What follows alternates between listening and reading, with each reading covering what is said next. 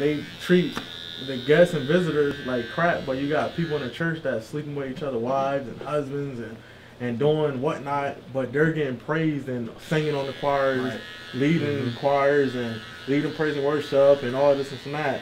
But people that have regular normal problems through life, right, they bash and degrade and everything. So can you be a believer in Jesus and not be a Christian? I believe so. I mean, that's just... You not be title yourself as a Christian. Right, yeah. That's just a title. Because, I mean, I believe in certain... I say you can because I believe in other type of things, but that don't mean I'm a certain way. Like, I'm label myself a Catholic or not Catholic, or like a Muslim or this and that. I believe in certain stuff they believe in, but I don't label myself as that. Yeah, for sure. Well, one of the things that I want to touch on is that in our country we put a lot of stock in being a Christian nation, being founded under God. We talk about all those principles. We talk about Christopher Columbus. We talk about our forefathers, and then we leave out all the negative history that's connected to the same religion that we quote that we're founded under. If you understand what I mean. So here we have a religious institution that we call the church, we call Christianity, that has a lot of skeletons in its closet. One is genocide. I mean, the most horrific thing you could ever do is genocide to a group of people. And we all could probably agree that God would hate genocide, killing a group of people. And our Christian nation has genocide in its, in its closet that was committed against Native Americans. Not just genocide, but then it has slavery, hundreds of years of slavery to African Americans or people brought over from Africa. And then even, another 100 years of oppression during the Civil Rights era where equality wasn't granted. And none of this stuff really gets taught. But then people will say to you, stand up for the flag, this is a Christian nation, all these things, and just forget about all the horrors that happened in our past. Christopher Columbus didn't find America. He stole it from people, and he was a murderer, and he shouldn't be celebrated, yet they still teach history that celebrates him. And in the Christian faith, still to this day, Christians believe that God sent Christopher Columbus over here to bring the gospel. And that is completely false. And as followers of Jesus, one thing that I think most people would say is that Jesus was about the truth, not about lies. And so we have a religion that has a large portion of its foundation built upon lies that aren't true. And that's the Christian religion. It's built upon lies of, that basically have no foundation in the truth. And really the Christian religion did play a major part in the genocide of Native Americans, and played a huge part in the fact that of racism becoming such a socially accepted thing in our country. And we have to admit that the Christian religion, if there was a boat that carried oppression over from Europe, the Christian religion would have been that boat. It gave people the ability to go to sleep at night saying, God made us to take this land, or God made white people better than any people of color. Like, it gave justification for the injustices.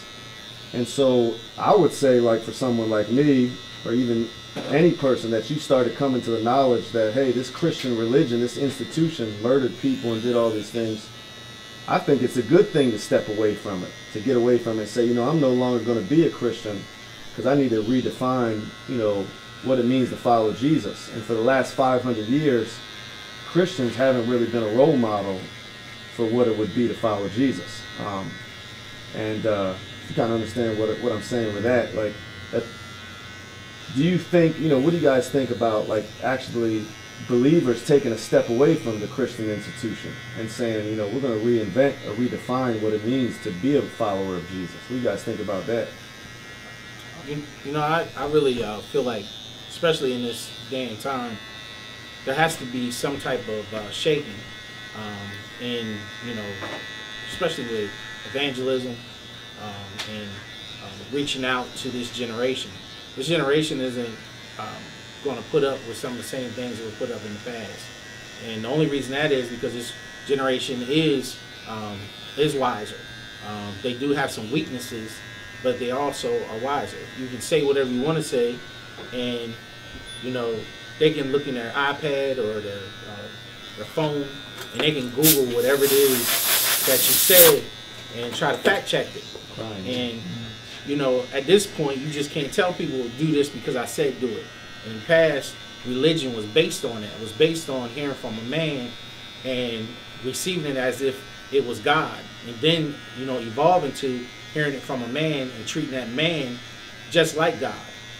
So at this point, you know, there has to be some type of shaking in that community so that we can make sure that we don't leave people behind, you know, because of differences and different understandings. We can't just, you know, just say people are wrong and discredit what they believe. It's just, there's just no way you can do that. Even Jesus was the same way. The Bible says Jesus would sit with the common folk, and he would have conversations with them. People would walk up to him and be like, why are you talking to this person, or why are you talking to that person? And it was simply because he realized that the people who really needed the help was the people who didn't understand who he was and why he came. And that's the whole concept. You got to help people understand who he was and why he came, not to tell people how wrong they are, but to enlighten people on how they can even become even better. People are not, you know, idiots. They know what they do right. They know what they do wrong. They know their sins. They know their beliefs. And because of that, you know, it's not always important to try to point out something about somebody else, especially when you got, you know, ratchet stuff in your own life. So, you know, you just have to figure out a way to try to make sure that we're helping each other. You know, I don't want to create people around me that are worse than me. I want to create people around me who are better than me, because I might need that help one day. So those are the things that we have to remember, you know, especially with this new generation. We're not teaching them anything. The new generation is pretty much learning on their own. They're telling us what should be and what shouldn't be and how things should happen. You know, within the next probably 10, 15 years, you know, this generation is going to be at the top of the food chain.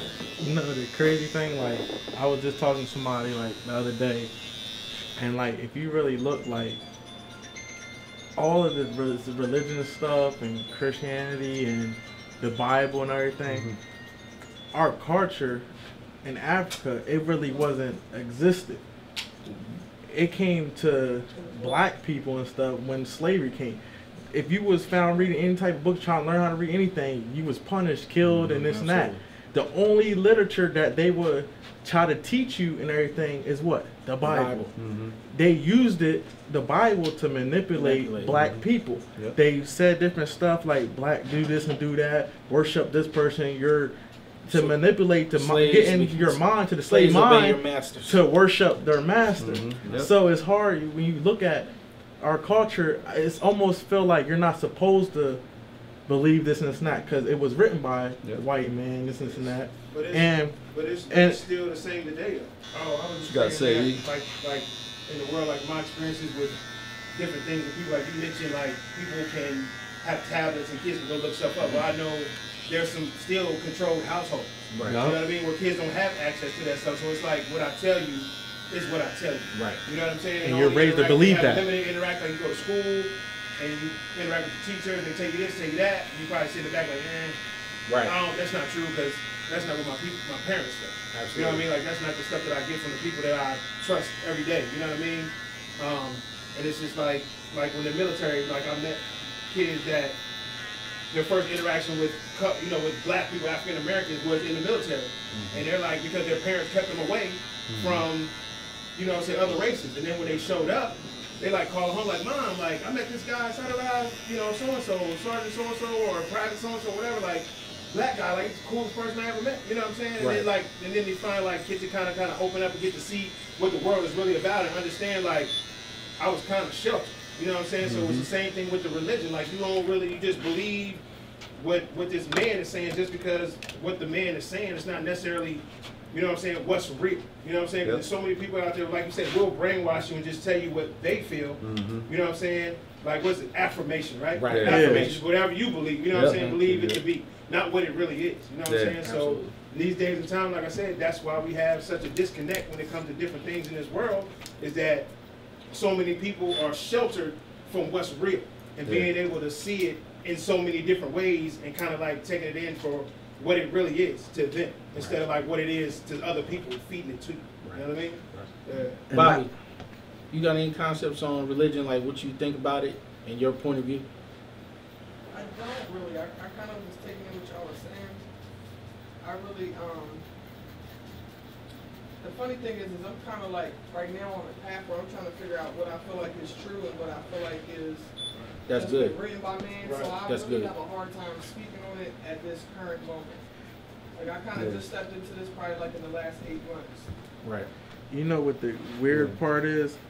Because, alright, if you go back to like the churches I grew up in and different type of churches I fellowship with, they say like heaven and hell and this is not like you have to live this way or know and believe. You have to take certain steps to make it to that next afterlife, which is heaven or hell. If you don't make the right steps to get there, you go to hell. If you make the right steps, you go there. But what happens with the people that? So what happens to the people that don't know the steps? Don't never read a Bible. Their family wasn't here. Like, and this and that. They might be from a different country, or they might came here and they really don't know. Never been to a church. Don't know certain steps to make it to heaven and hell. But they're genuinely good people, and they love and care for people. They help their brother and this and that. They go about their everyday life like a saved person, if you want to say. They do everything. But I guess since they didn't take them steps, they can't make it to heaven.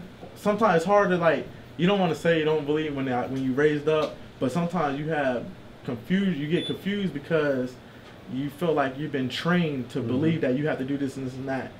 But when you start realizing different things, and like it's other people out here that wasn't trained what you was trained. So then you start even contemplating if what you was trained ain't with this other guy that was Muslim or something, and he believed was trained, or the Buddhism people that was trained, or the people that believe in frog gods and sun gods and all this.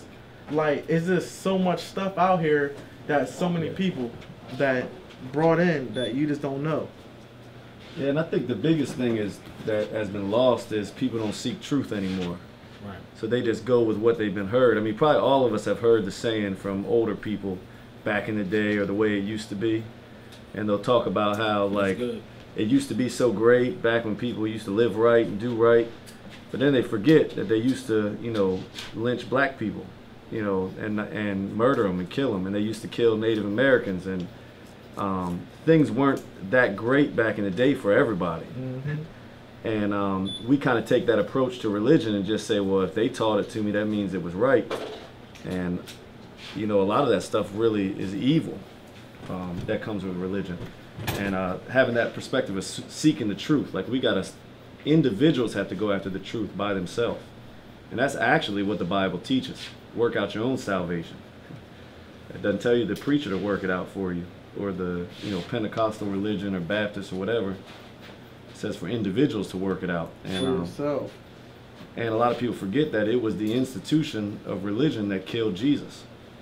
It wasn't really the Romans. It wasn't even anybody else. It was the institution that was supposed to be representing God that actually killed God's representative. Right. And really killed all those representatives, all the prophets. So the point of this conversation today is so that you can understand that religion doesn't really leave space for the truth. It doesn't leave space to help people and to really get out there and do something to make a difference. And so seek truth for yourself. So join the movement, get out there and do something today to make your community better for everyone.